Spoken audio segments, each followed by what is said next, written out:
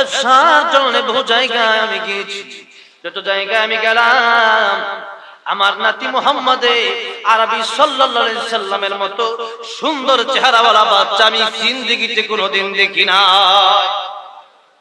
জিবরাইল ডেকে বলেন,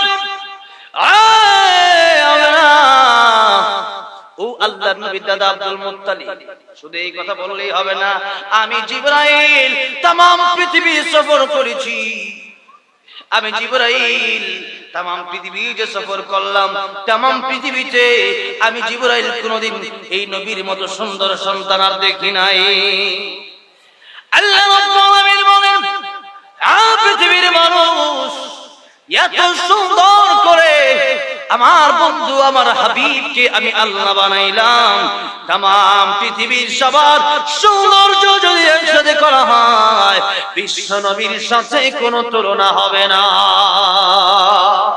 তোমার সৃষ্টি যদি